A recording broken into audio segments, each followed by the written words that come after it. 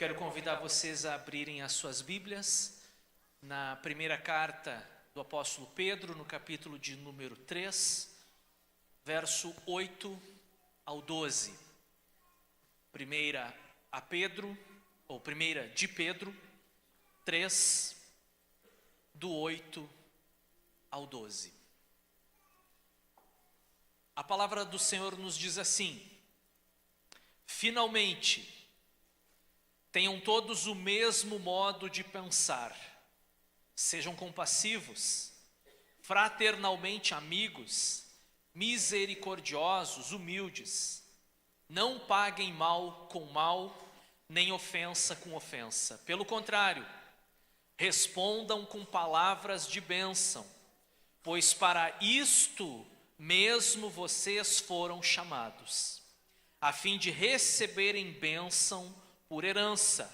Pois aquele que quer amar a vida e ter dias felizes, refreie a língua do mal e evite que os seus lábios falem palavras enganosas. Afaste-se do mal e pratique o bem. Busque a paz e empenhe-se por alcançá-la, porque os olhos do Senhor repousam sobre os justos, e os seus ouvidos estão abertos às suas súplicas, mas o rosto do Senhor está contra aqueles que praticam o mal. Oremos. Pai, nós estamos diante da Tua palavra, Senhor. Após um momento tão especial e precioso de louvor e adoração, onde nós contemplamos a realidade da Tua grandeza, da Tua fidelidade, da Tua santidade, Senhor. Nós levantamos vozes aqui neste lugar e expressamos, Senhor, o nosso louvor, o nosso amor, o desejo do nosso coração em forma de canção na Tua presença. E agora nós queremos receber, Senhor, a Tua palavra, queremos ouvir a Tua voz. Nós sabemos que quando a Tua palavra é aberta, lida, meditada, anunciada, exposta, o Senhor fala através dela. Não é palavra de homem, é palavra de Deus. É a Tua palavra, Senhor, que vai e toca no coração humano. É a Tua palavra que convence, é a Tua palavra, Senhor, que restaura, é a Tua palavra que limpa, é a Tua palavra, Senhor, que aviva, é a Tua palavra, Pai querido, que levanta o caído, é a Tua palavra que corrige aquele que está se desviando do caminho, é a Tua palavra que anima, é a Tua palavra, Senhor, a quem nós proclamamos, e a Ti, Senhor, nós damos glória, honra e louvor, em nome do Senhor Jesus. Amém. E agora sim, você pode se sentar. Que noite maravilhosa, que culto especial, e olha que o culto ainda nem terminou, mas eu já tenho sentido algo muito prazeroso, muito especial da parte de Deus. A gente percebe quando a igreja está em adoração, quando a igreja está em louvor. Isso é muito importante, irmãos. Às vezes nós não tomamos conhecimento da importância de nós estarmos conectados com Deus desde o momento em que nós entramos aqui. Não desde o momento em que nós entramos aqui.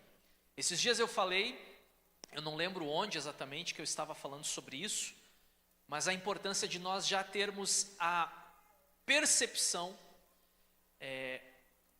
de que nós estaremos em culto ao Senhor desde quando nós saímos de nossa casa. Às vezes, eu falo até mesmo por mim, em algumas vezes já fiz isso também, a gente está ali na frente da televisão assistindo o jogo até o último minuto, enquanto pode, e contando os minutos, mas o pastor não vai começar pontualmente, então eu tenho mais 5 minutos aqui, e aí de repente desliga a televisão e sai correndo e chega na igreja, e na hora do louvor ele não sabe se ele grita gol, ou se ele grita glória a Deus, e se ele dá aleluia, né? Porque a mente ela ainda está muito poluída. Às vezes nós estamos em discussões, às vezes o casal vem discutindo no caminho, vem repreendendo o filho, a gente perde a noção de onde nós estamos indo e para que nós estamos indo. Então seria muito valioso, deixo aqui como, não é a pregação ainda, mas eu deixo aqui como um conselho pastoral. Algum tempo antes de sair de casa, já se antecipe, já tome seu banho, já arrume as crianças antes, já tenha um tempo de oração, coloque um louvor, né? Tira do filme, do Rambo, da metralhadora, né? Coloca lá o louvor a Deus, começa a preparar o seu coração, para que quando você chegar aqui, você não fique pensando ou dizendo, que culto frio, Deus não fala nessa igreja, o que está acontecendo, essa igreja não louva, essa igreja não adora. Na verdade, essa responsabilidade ela é minha, e ela é sua, ela é de todos nós, amém? Bom, nós fizemos a leitura de um texto, mais um texto na primeira epístola de Pedro, mais uma pregação de Pedro da série Epístolas de Pedro que você acompanha hoje. Você pode acompanhar no YouTube também, se você tem curiosidade de saber o que foi trabalhado até aqui, o que eu falei e como que Deus tem trabalhado no nosso meio. Você pode acessar lá no Betel Poa e aí você se informa melhor. Mas que bom que você está aqui, melhor é estar junto, é desfrutar dessa comunhão. Eu fico imaginando como é um culto. Eu nunca fiz culto online, eu nunca fiz culto em casa assim, na frente da televisão. Nós tivemos um período na pandemia em São Leopoldo, onde eu fui ao estúdio, onde eu gravei algumas mensagens e num determinado horário, no domingo, aquela mensagem era disponibilizada, e aí eu orientava os irmãos que eles tivessem um tempo de oração em família, que eles cantassem louvores, ou tentassem, né? A gente sabe que isso não é fácil para todo mundo, mas que tivesse um momento de culto, de adoração, e que depois então se preparassem para ouvir a palavra, e todos os irmãos estariam fazendo isso ao mesmo tempo. Mas eu não sei qual que é essa sensação de fazer culto em casa, culto online, de estar na frente da televisão, e orar, e cantar.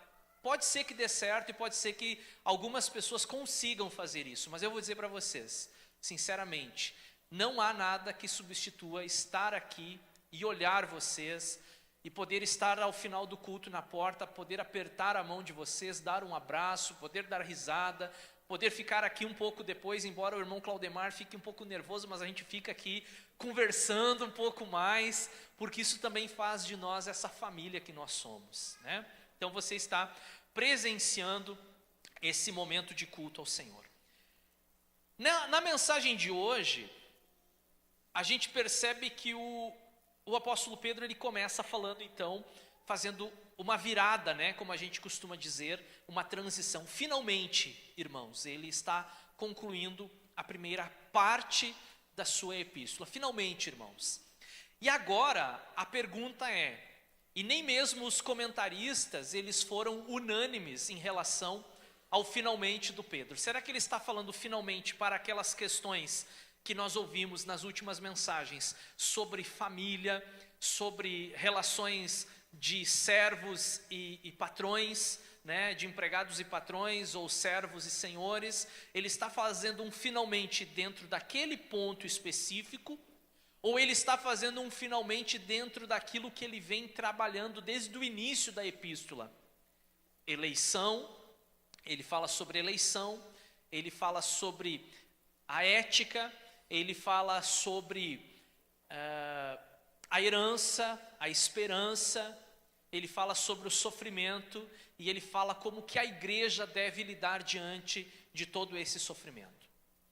E a minha sugestão, e eu não sou o único a pensar assim, eu tive como um professor no seminário, e os irmãos vão saber quem é, o pastor Rui Lima. E o pastor Rui Lima, ele dizia em sala de aula, se você ao ler a Bíblia tiver uma ideia brilhante, achar algo que ninguém na história da igreja achou, não pregue. Então, se só você viu daquela forma, não pregue, alguma coisa errada está ali, né?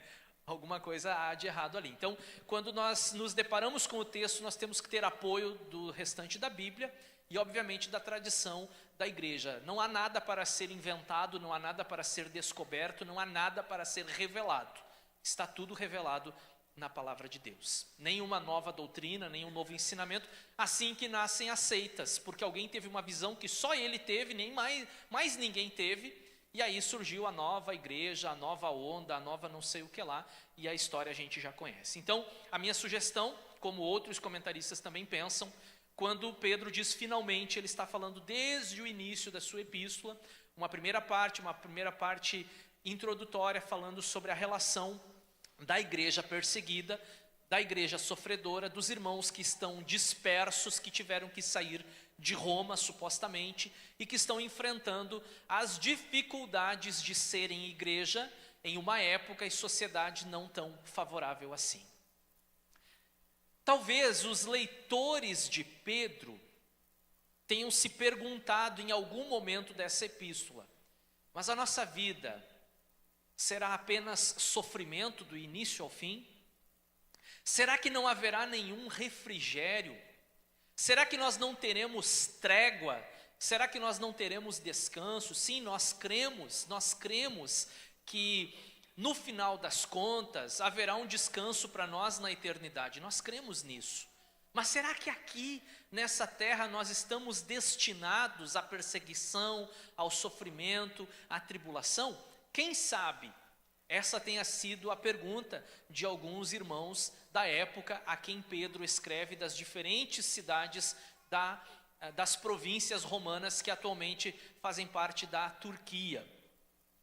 Muitas vezes nós fazemos essas perguntas, muitas vezes nós estamos passando por uma luta. Tem gente que já está há anos lutando numa determinada situação, sua família, uma doença ou qualquer outra situação.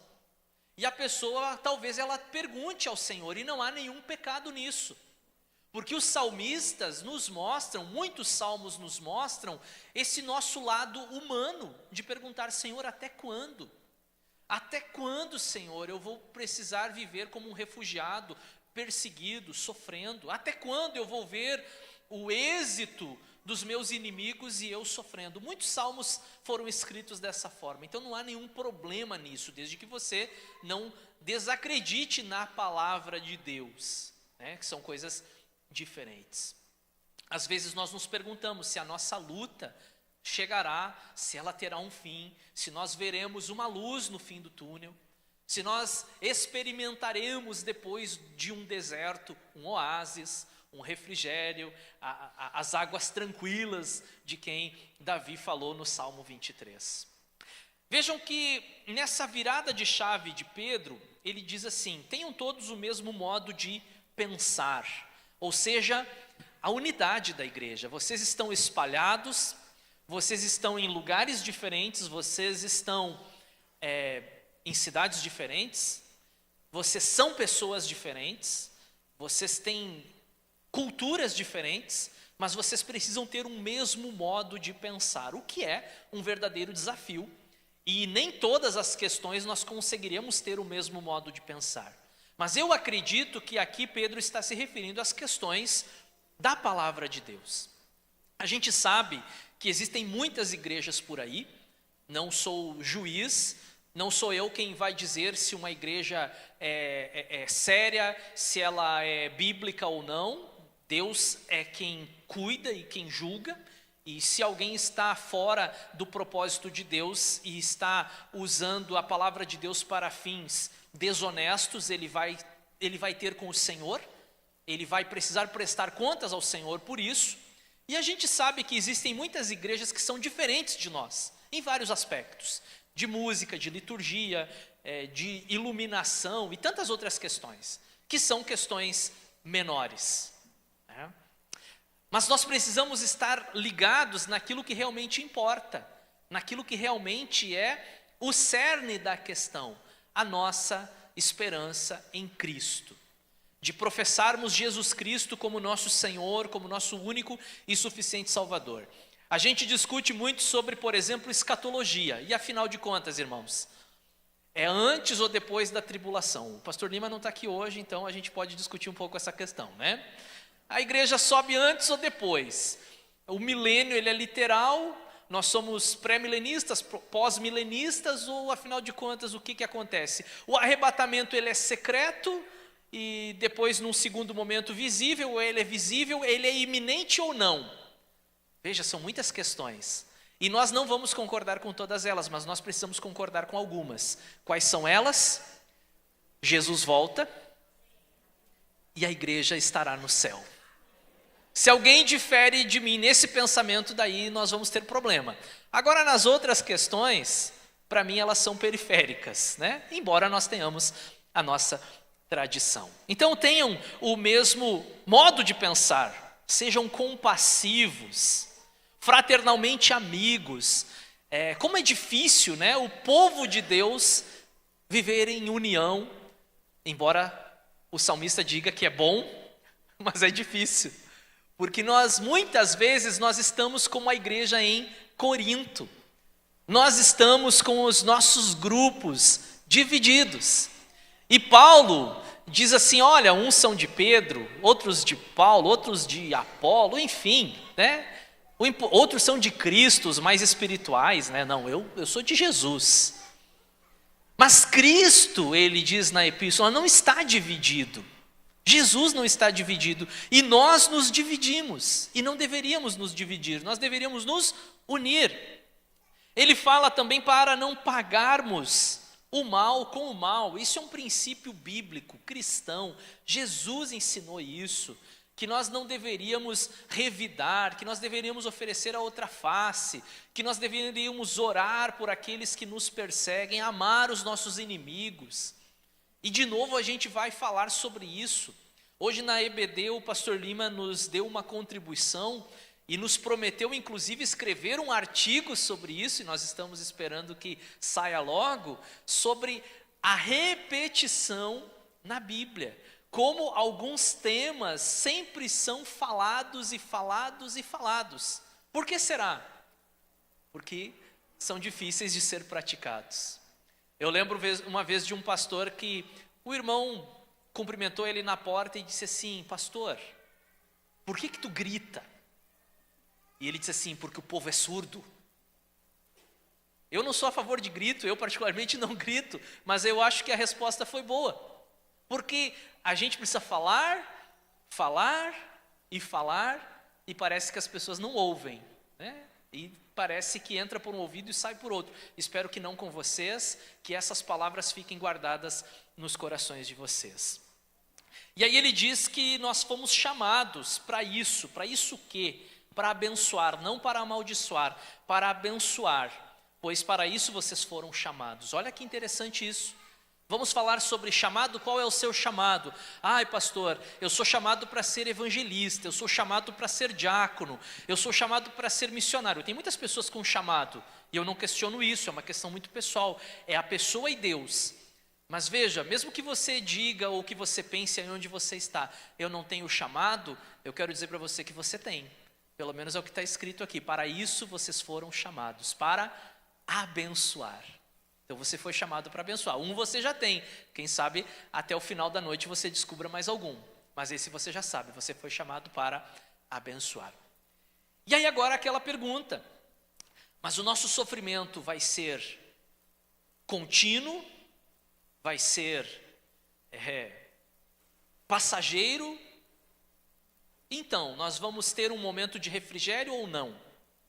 E eu falei algumas vezes já nessa série de mensagens que existe uma diferença entre o sofrimento, que bate na porta de qualquer pessoa que não escolhe, e você pode ser uma vítima do sofrimento, e nós, os cristãos, nós não negamos o sofrimento, nós não somos daquela linha que diz que crente não passa por problema. Nós rejeitamos essa ideia porque ela não é bíblica. Profetas passaram por problemas, apóstolos passaram por problemas, o nosso Senhor passou por problemas, sofreu, morreu. Então nós rejeitamos essa ideia. E o sofrimento ele não escolhe, ele pode bater na porta de qualquer pessoa. Mas existe uma diferença entre o sofrimento que vem e os problemas que nós mesmos causamos. Lembram de eu ter falado isso algumas vezes já?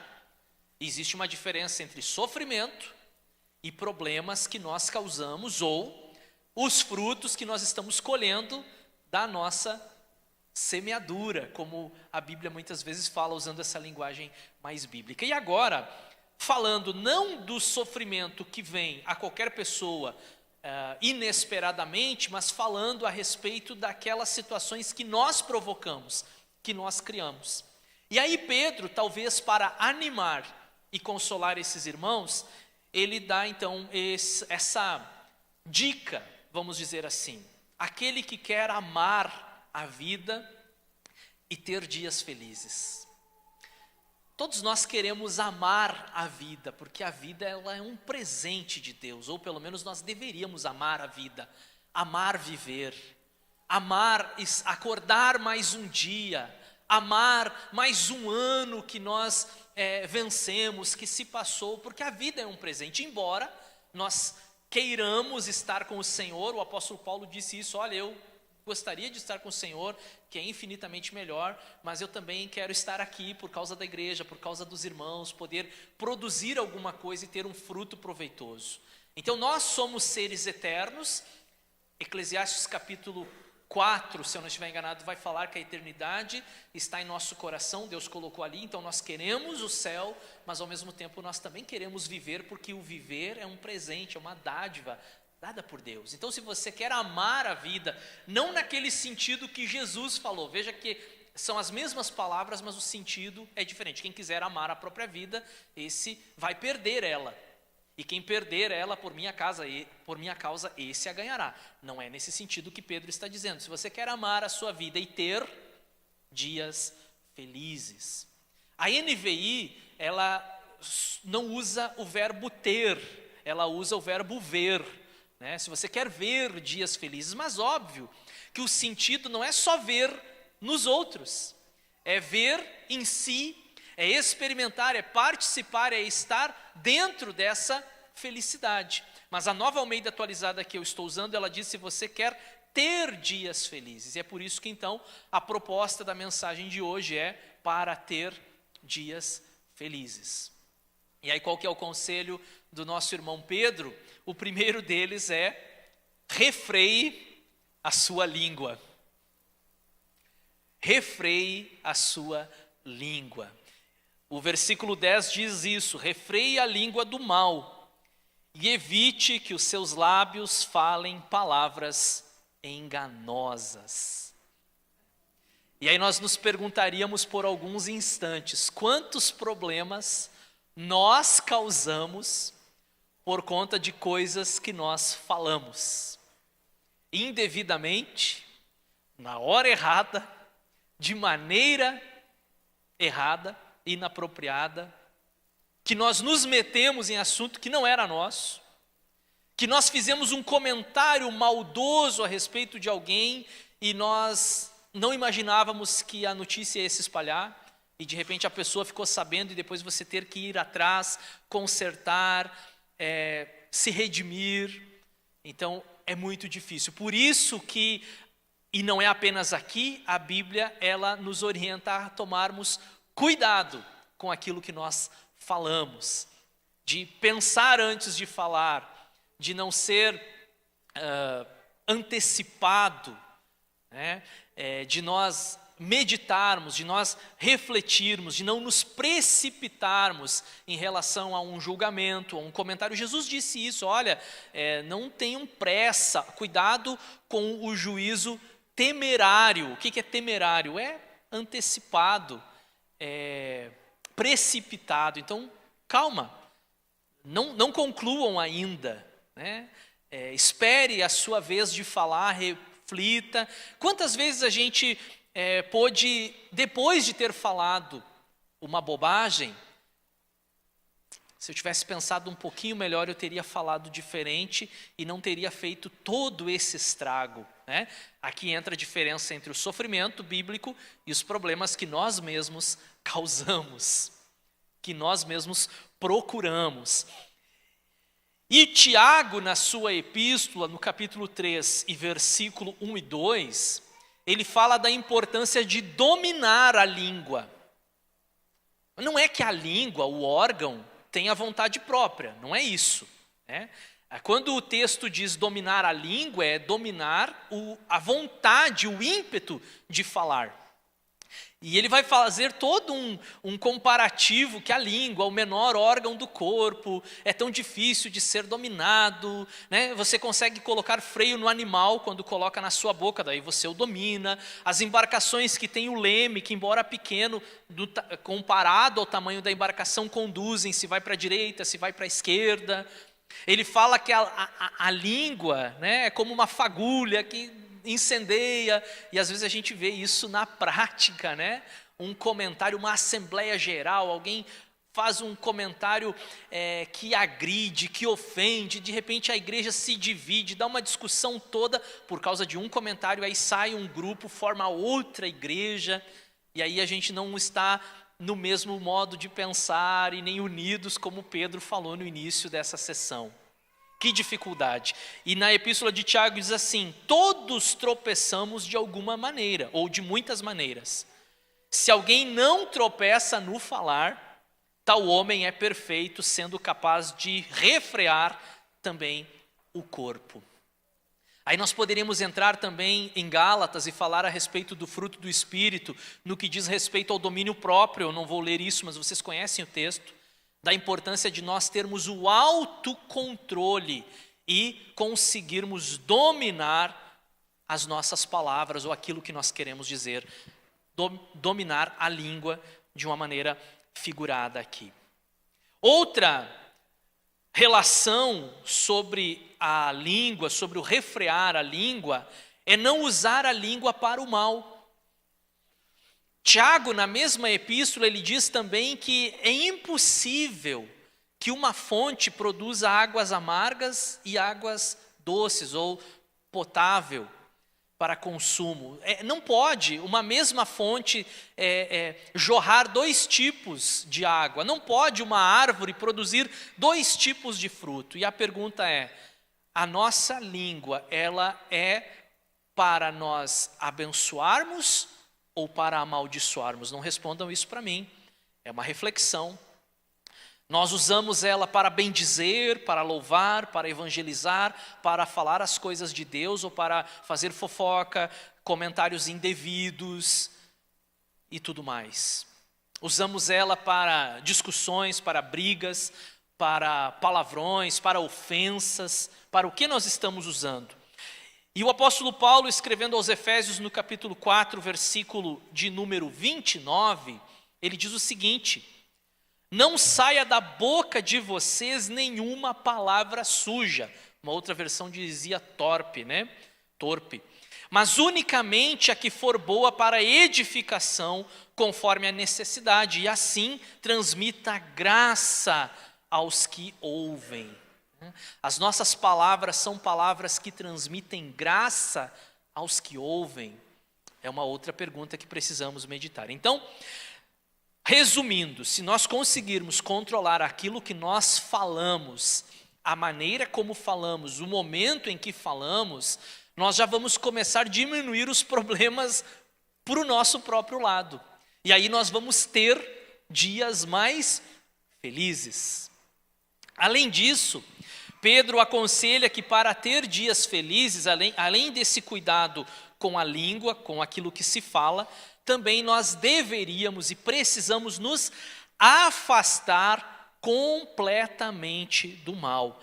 Afaste-se do mal e pratique o bem, diz Pedro na sua epístola. E isso não poderia ser novidade para um cristão, que um cristão agora ele vive na luz.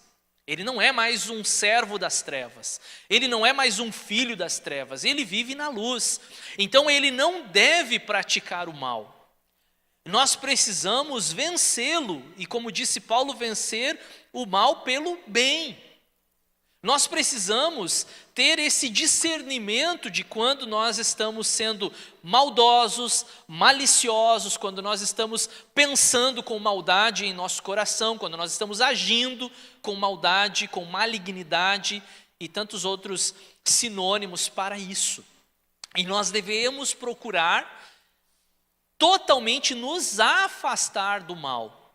Claro que nós somos imperfeitos, eu sei, claro que nós somos pecadores, mas agora na nossa nova vida em Cristo nós devemos praticar aquilo que é bom. E olha que interessante, o convite, nós vamos voltar a Efésios aqui, o convite da palavra de Deus é que nós abandonemos o quê? A velha vida, o velho homem, o velho Adão, são maneiras figuradas de dizer a vida antes de Jesus. Porque essa é uma das grandes surpresas para todos nós. Eu aceito Jesus, eu levanto a minha mão no culto, eu vou até a frente, eu recebo uma oração no apelo, eu entrego a minha vida para Jesus, eu faço o discipulado para o batismo, eu desço as águas do batismo e eu crio aquela expectativa. Quando eu sair daquela água... E aí depois eu descubro que quando eu sair daquela água, eu ainda sou humano, eu ainda sou pecador, eu ainda cogito coisas carnais e malignas no meu coração. E é uma luta diária. O reformador Lutero, ele disse que ele afogou o velho Adão, mas ele diz assim que aquele miserável sabia nadar. E de vez em quando ele aparecia de novo, e você empurra ele para baixo de novo, afunda ele, mergulha ele, afoga ele. Então nós somos convidados a abandonar a velha vida. O que Paulo escreve aos Efésios nesse sentido? Capítulo 4, versículo 22. Quanto à maneira antiga de viver, vocês foram instruídos a deixar de lado a velha natureza que se corrompe segundo desejos enganosos. Uma velha natureza que se corrompe. Então, exatamente por isso que ela precisa ser deixada de lado, abandonada, ficar para trás, porque agora nós fazemos parte de uma nova criação. Eis que as coisas velhas se passaram, tudo se fez novo, então nós somos nova criatura, mas lutando. Não pense, agora eu sou nova criatura, então eu não tenho tentação, eu não tenho problema, eu não tenho pecado. Não, você tem, e você precisa lutar diariamente contra isso e se afastar do mal, todos os dias. E o mal, ele bate a porta. Foi isso que Deus disse para Caim, capítulo 4 de Gênesis. O teu pecado será contra ti, ele baterá à sua porta, ele estará à sua porta, mas cumpre a ti dominá-lo. Então afaste-se do mal, abandone as coisas velhas ou a velha vida. Mas o mesmo versículo que diz afaste-se do mal, diz pratique o bem. E talvez alguém diria assim, totalmente desnecessário. Por que Pedro diz afaste-se do mal e pratique o bem? Porque as duas coisas, elas não andam necessariamente juntas.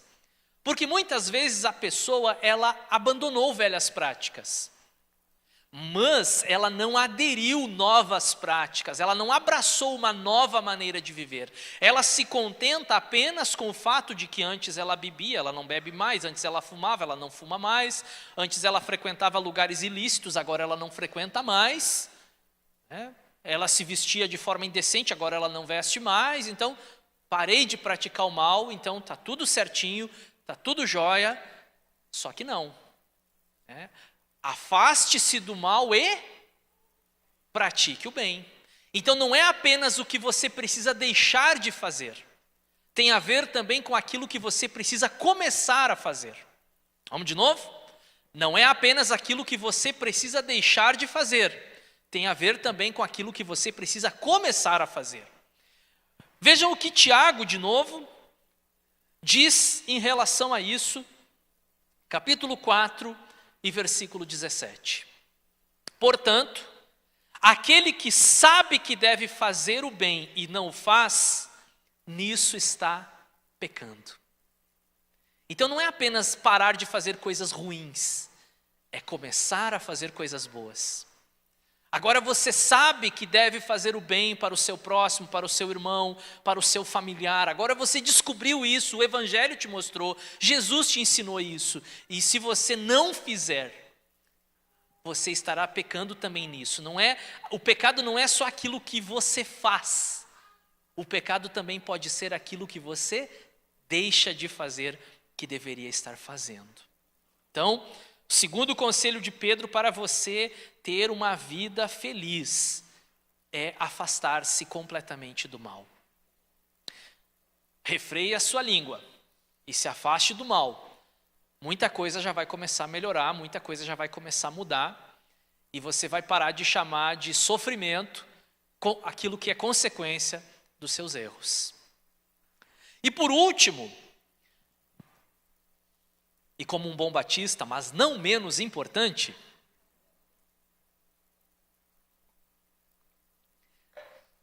Pedro fala sobre paz. Mas ele não é o único na Bíblia a falar sobre paz. Jesus também falou sobre paz. A minha paz eu vos dou, não como o mundo dá. O próprio Deus da Bíblia também, ele é chamado de Deus da paz, o Deus Shalom, o Shalom para o judeu, que tinha todo esse significado de uma paz em várias esferas da sua vida, né? Inclusive paz com Deus. E é isso que Paulo trabalha também na doutrina da justificação, no capítulo 5 aos Romanos. Olha, uma vez justificados, vocês têm paz com Deus. Ou seja, antes nós éramos inimigos, agora nós temos paz com Deus. É uma nova realidade, uma nova perspectiva. Mas interessante o que Pedro fala, porque o texto diz assim: busque a paz e empenhe-se por alcançá-la. Então a paz, ela não é essa coisa assim simbólica da camiseta branca, da pomba, né? Teve uma cena em uma das nossas igrejas esses tempos que foram fazer algo simbólico assim, e daí soltaram a pomba, né? Naquele momento do culto lá, e a pombinha, coitada, deu um voo, bateu no teto, caiu morta no meio da igreja, né? Ficou aquela situação, né? Então, irmãos, se alguém pensou em fazer isso aqui, já está proibido. Então, ninguém me pergunte o porquê, né? Então, é preferível que se faça, né, ao ar livre. Mas a paz não tem a ver com isso, com essa coisa bonita da paz, do branco, da pomba e tudo mais, né? Como diz uma música da banda Resgate: o que adianta estar vestido de branco e ter no rosto um sorriso amarelo? Pensemos sobre isso. O que Pedro está dizendo é que a paz, ela precisa ser buscada, ela precisa ser procurada, nós precisamos ir atrás dela. Então busque a paz. Então como que eu busco a paz? Como que eu faço? Você precisa fazer a sua parte. Ah, pastor, mas o fulano, ele é uma pessoa difícil. Ela não quer conversar comigo. Não sei quem, eu tentei até uma reconciliação, mas não teve jeito. Mas você está se esforçando para isso, é o que o texto diz. Ou melhor, você está fazendo a sua parte, faça a sua parte. E aí eu deixo então para vocês uma reflexão em Romanos 12 e verso 18. Romanos 12 e 18. Se possível, no que depender de vocês, vivam em paz com todas as pessoas. Vivam em paz com todas as pessoas. Sabe aquele ditado: eu dou um boi para não entrar numa briga, e dou uma boiada para não sair dela. Tem gente que ainda acha que isso é um versículo, irmãos. Não, dê um boi para não entrar numa briga e dê uma boiada para sair logo dela, porque não tem vantagem nenhuma. No que depender de vocês, vivam em paz com todas as pessoas. Se você tem uma situação com seu irmão, disse Jesus, vá correndo se acertar com ele antes que ele te leve ao tribunal. Vá correndo se acertar, tente ganhar o seu irmão. Ou, uma outra passagem, se você for ao templo, levar a sua oferta, mas você tem uma situação com seu irmão, deixa a sua oferta de lado e vai lá resolver o problema, e depois você faz o seu culto a Deus. Então, no que depender de vocês, façam todo o possível para viver em paz com todo mundo. E às vezes isso é um pouco humilhante. Às vezes a gente tem que dar o primeiro passo, às vezes a gente tem que procurar a pessoa, sendo que foi ela que nos magoou, mas é o que nós como cristãos devemos fazer. Ah não, mas se ele não me procura, eu também não vou procurar. Seja você um servo de Deus, uma serva de Deus e dê o primeiro passo. Faça a sua parte. E como? Aí sim, a segunda parte do versículo, empenhe-se por alcançá-lo. Ou seja, para viver em paz é necessário esforço. Não é fácil viver em paz, irmãos. Não pensem que é fácil viver em paz dentro de casa, no ambiente de trabalho, na igreja, em qualquer outro local. Não é fácil viver em paz. E se for época de eleição, então, irmãos, aí, mas você que é servo de Deus, que conhece a palavra de Deus, você vai se esforçar para viver em paz. Você não vai ficar arrumando briga e confusão por qualquer coisa. Você não vai comprar briga à toa, você não vai se desgastar por coisas e questões que no final não resolvem coisa nenhuma. Você vai lutar para viver em paz. E o Senhor Jesus nos disse: bem-aventurados os pacificadores, porque serão chamados filhos de Deus. Bem-aventurados os pacificadores, porque serão chamados filhos de Deus. Que sejamos promotores da paz. Que sejamos pessoas que, diante de uma situação de conflito, não vamos, como popularmente falamos, colocar lenha na fogueira. Nós vamos acalmar a situação. Sejamos pacificadores. Eu lembro de uma situação entre dois pastores amigos meus, que um chegou para mim e disse assim: não suporto aquele cara ali. Só que aquele cara ali era muito meu amigo. Não suporto aquele cara ali. Eu disse: por quê? Passou por mim e não me cumprimentou. Veja, pastor. Parece os irmãozinhos da igreja, mas os pastores também têm os mesmos. Vocês já viram o congresso de pastores? Onde é que os pastores sentam? Vocês já viram? No fundão. Na igreja ele fica brigando: irmãos, vamos chegar mais perto aqui, tem lugar na frente. Mas quando ele vai no congresso de pastores, ele senta lá no fundo. E faz aquilo que ele não gosta que os irmãos façam. Um pastor é igual gente, tá? Então, eu não gosto do fulano porque ele não me cumprimentou. Só que eu conhecia o fulano e sabia que não era do feitio dele. Só se ele, teve um mau dia. Daí eu fui falar: eu disse: fulano, aconteceu uma situação contigo e com o pastor tal? Da minha parte, não. Não, porque ele está chateado comigo, por quê? Porque ele disse que tu entrou ou que tu vê ele, tu não cumprimenta. Olha, mas eu sou muito distraído, talvez eu não tenha percebido. E aí ele foi lá. Conversou com outro pastor, disse: olha, pastor, não me leva a mal, não era minha intenção. Eles se abraçaram, choraram, se perdoaram, e depois esse pastor que estava magoado veio me agradecer. Disse assim: Igor, que bom que você fez isso, que você foi lá conversar com ele, porque eu tinha uma mágoa com ele já de tanto tempo, e eu ia continuar com essa mágoa se tu não tivesse feito isso. Eu estou contando a parte que eu ajudei. Tem umas que eu atrapalhei, essas eu não vou contar, tá? Mas nessa vez eu ajudei.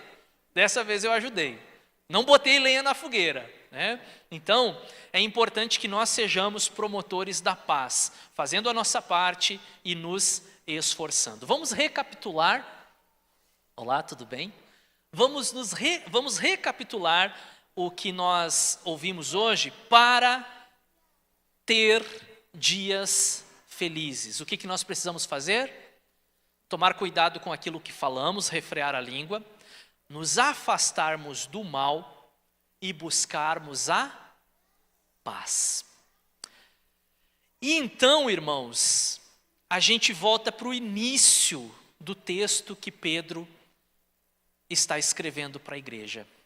E o que o Pedro está escrevendo para a igreja? Vocês foram chamados para abençoar. E a gente precisa finalizar lembrando disso. Eu fui chamado para abençoar. A igreja foi e é chamada para abençoar e não para amaldiçoar a vida de ninguém.